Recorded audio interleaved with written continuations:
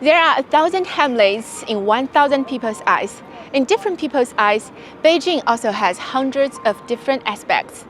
No matter what, people can always find a way to live in such a huge city, even as it changes every day.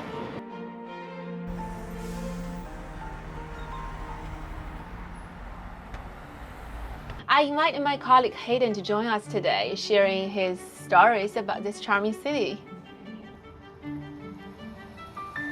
Now we are just passing by Olympic Park area. Any stories about this place? Yeah, when I first came to Beijing, my brother and I were at a cheap hotel just on the east side of Olympic Park. So we came down to preview the park on our weekend. And at the time, they were still doing that Olympic song, the one that's like, Beijing 欢迎. So that's which year? 2013.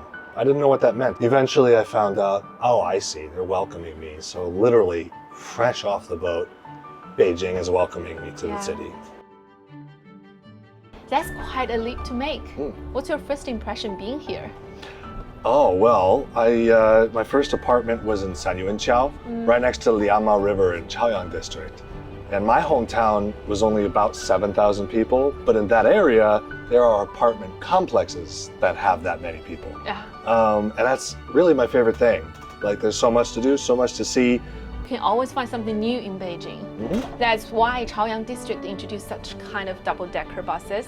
People can sit on the bus and enjoy the food while seeing all good sceneries outside of the window.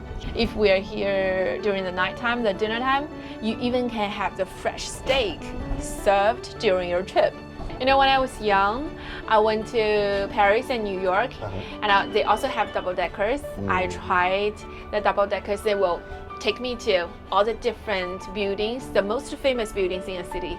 I think it's really a good way, the fast way to know the best part of the city. Oh yeah, totally. I did it in Hong Kong once, but this is my first time in Beijing. It's the perfect way to do it. You're elevated, you have this wide perspective, you can really see everything. And it's a great way to see how Beijing is constantly growing. You know, like I'm looking out, I can see tomorrow's noodle shop, I can see next year's park. There's always like the umpteenth subway stop that's opening up. It's under construction right now and it'll be open soon. Yeah, it's always changing. And I heard a saying, and I also feel the same way, that people in Beijing even walk faster than people elsewhere. Do you have the same feeling? Because, you know, people here, they work hard and they play hard. It seems like they know exactly what they want to get from the city. So they just, you know, grasp the time and do whatever they really need to do. But I find trying to describe Beijing is a lot harder.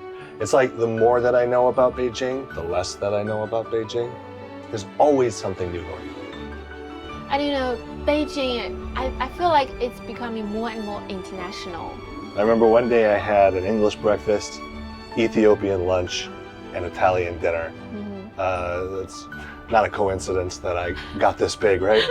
No, but what's actually even better than that is just the foods of the various provinces are diverse enough that you can always have something different.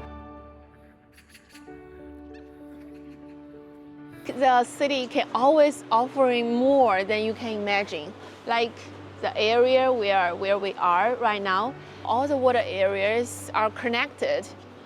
Yeah, I got to see all of that change happen. I asked Hayden what's the best part of Beijing in his view. He told me the best thing of the city is that he can meet people from everywhere. Each one of them left an imprint on him. As a foreigner living in this city for already 12 years, he suggested that if you don't like the city today, stick around because tomorrow it will be something else.